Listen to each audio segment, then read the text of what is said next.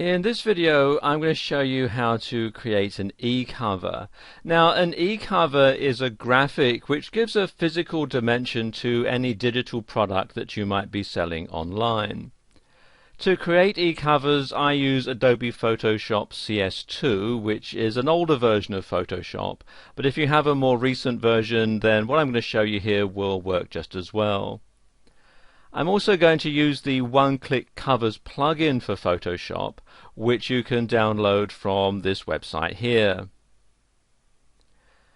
And once you've installed the one-click covers, they'll appear here in the Actions tab in Photoshop. And what these are basically a pre-programmed set of instructions that Photoshop will follow. So it automates certain tasks so you don't have to do them yourself manually over and over again.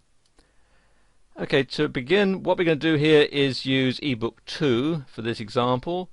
So the first thing to do is select the start line here and then press on the play button, which you'll find down at the bottom here. So press on play, and you see this opens up the basic eCover shape. All we have to do now is add in our graphics and so on. So what I'm going to do is just pause the video while I do that. Okay, I've put in some simple graphics here, and I've also saved it as a Photoshop PSD file. You see here I've called it fantasticcover.psd, and I always save my eCovers as a PSD file when they're at this stage, when they're in this flat stage. And the reason that I do this is because later on, when they've been put into the ebook format, which you'll see a bit later, if there's anything that I don't like about it, or I need to go back and make any changes, then it's much easier to do it at this stage. So this is why I always save it as a PSD file at this stage. Okay, the next thing to do is come down here to compile and click on play.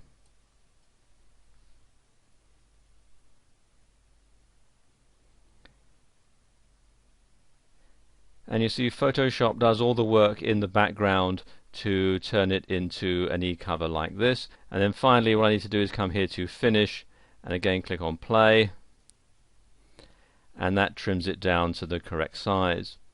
Now I need to save it so that I can incorporate it into my web page, and for this I'm going to use the Save for Web function. So come here to File, Save for Web. And this enables you to save it in all sorts of different formats. You can save it as a JPEG or a PNG file and some others as well. And there are also some presets that you'll find here. And also, if I move this up a little bit, if I click on this icon at the bottom here, I can preview it in my default web browser, so I'll see what it looks like when it's actually on my website.